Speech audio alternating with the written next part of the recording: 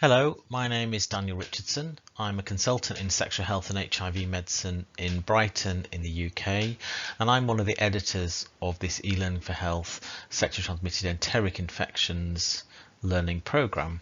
And we produce 3 short videos to complement the program to try and make it a little bit more interesting and interactive. In this short presentation, I'm just going to talk through with you some of the enteric infections that have really poor evidence for sexual transmission. We haven't actually included them in the BASH guidelines, but I did want to talk to you about them because they are quite interesting, and just because there isn't robust evidence doesn't mean that they're not sexually transmitted. So I'm going to start with hepatitis E, which is a fecal-oral virus, fairly similar to hepatitis A, and it's associated with pork ingestion, particularly wild boar in certain parts of Western Europe. And there have been studies showing that hepatitis E prevalence from serology and from case series is more frequently seen in men who have sex with men, particularly those living with HIV. However, there are no really good, robust population-based studies or studies that focus on transmission of hepatitis E, and therefore I think currently it's difficult for us to say that this infection is sexually transmitted.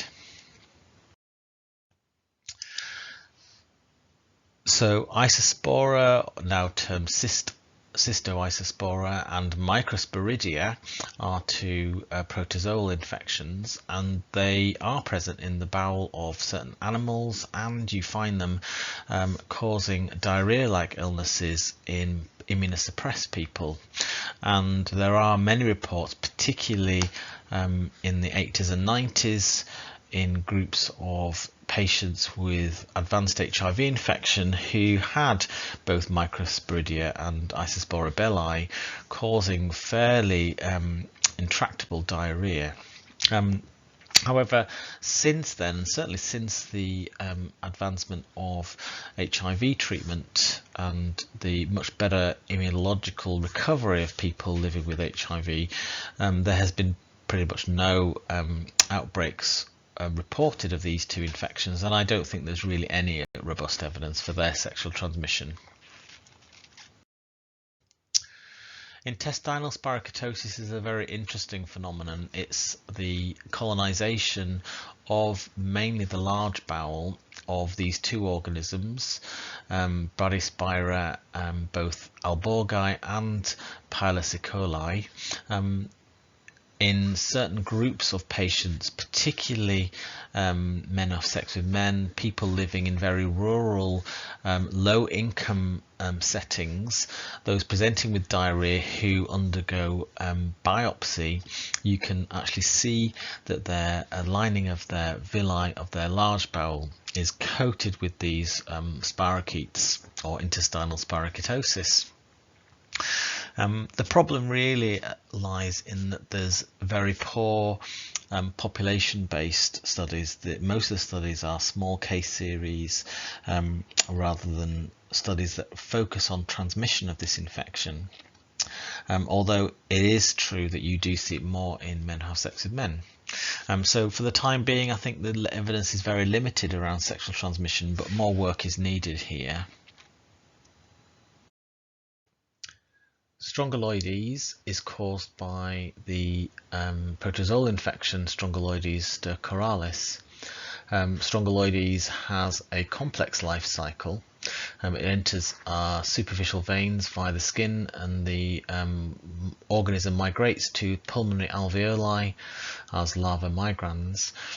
We then cough up these organisms and then swallow them, and this infects our bowels, and in symptomatic individuals this can cause gastrointestinal symptoms, namely abdominal pain, bloating and diarrhea.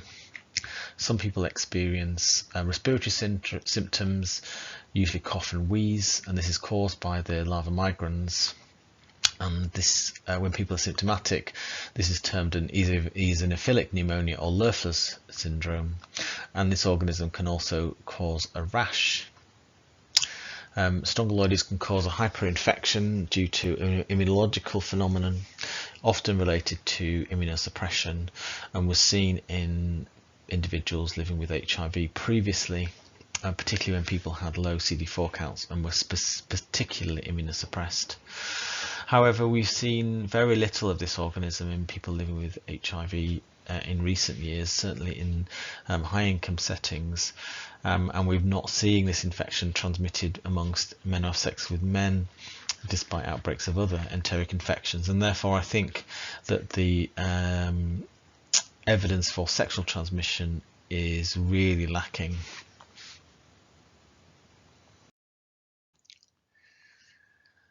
So the threadworms, also known as ringworms or Enterobius vermicularis, is another parasite. We ingest the eggs usually from soil or food that's contaminated with soil. The eggs then hatch in the small intestine, and the adult larva then migrates to the anus and lays eggs, usually at night time around the anus, and this causes anal itch and sometimes some abdominal pain, and obviously disturbed sleep. It's fairly common in children, particularly in tropical parts of the world, and we do occasionally see men of sex with men who've possibly anecdotally experienced sexual transmission of this organism. However, there's no real big case series or studies looking at sexual transmission. So that's the end of this short presentation looking at enteric infections with poor evidence for sexual transmission.